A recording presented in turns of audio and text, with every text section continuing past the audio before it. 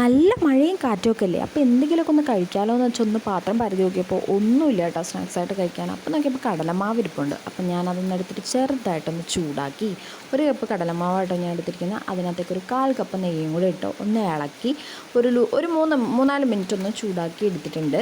ഇനി ഇതിനെ നമ്മളൊരു പ്ലേറ്റിലേക്ക് മാറ്റി വെക്കും. മാറ്റി വെച്ച് കുറച്ച് ചൂടാറി കഴിയുമ്പോഴത്തേക്ക് ആ ചൂടാറുന്ന സമയത്ത് നമുക്കൊരു 1/2 കപ്പ് പഞ്ചസാരയിൽ 2 ഏലക്കായിട്ടിട്ട് ഒന്ന് ഫൈനായിട്ട് പൊടിച്ചെടുത്ത് വെച്ചിട്ടുണ്ട്. കുറച്ചൊന്ന് ചൂടാറി കഴിയുമ്പോഴത്തേക്കും നമുക്ക് ഈ പഞ്ചസാരയുടെ മിക്സ് ഇതിനകത്തേക്ക് മിക്സ് ചെയ്തിട്ട് നല്ലതുപോലെ കുഴച്ച് കൊടുക്കുമ്പോഴത്തേക്കും നമുക്ക് ഉരുട്ടിയെടുക്കാനുള്ളൊരു പരിഭവമാവും കേട്ടോ. അപ്പം ഞാൻ പൊടിയിട്ടതിൽ ചെറിയൊരു മിസ്റ്റേക്ക് വന്നതുകൊണ്ട് തന്നെ എനിക്ക് ആ ഒരു ലൂസ് കൺസിസ്റ്റൻസി കിട്ടിയില്ല.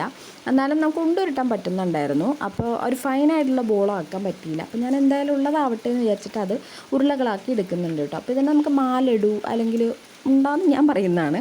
അപ്പോൾ ഇതാ അങ്ങനെ നമ്മുടെ മാലഡു റെഡി ആയിട്ടുണ്ട്. ഇതിനിപ്പോൾ ലഡു എന്ന് പറയാൻ പറ്റില്ല, ഇതിപ്പോൾ ഒരു ഉണ്ട ഷേപ്പ് അല്ല കേട്ടോ. അപ്പോൾ എന്തായാലും നമുക്ക് കഴിക്കാം.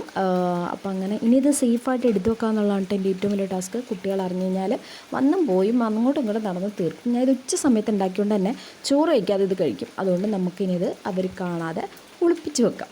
അപ്പോൾ ഇതാ നമ്മുടെ ലഡുദാ ഇങ്ങനെയാണ് കേട്ടോ ഉള്ളത്. അല്ലെങ്കിൽ നട്ട്സൊക്കെ വേണമെന്നുണ്ടെങ്കിൽ ചേർത്ത് കൊടുക്കാം. ഞാൻ ഇപ്പോൾ അതൊന്നും ഇല്ലാത്തതുകൊണ്ട് ചേർത്തിട്ടില്ല. നമുക്ക് മഴയത്ത് ചെറുതായിട്ട് ക്രാൻസ് വന്നപ്പോൾ ഉണ്ടാക്കിയതാണ് കേട്ടോ. അപ്പോൾ ഇഷ്ടപ്പെടുകയാണെങ്കിൽ നിങ്ങളും ട്രൈ ചെയ്ത് നോക്കണേ. ലൈക്ക് ചെയ്യാനും മറക്കരുത്.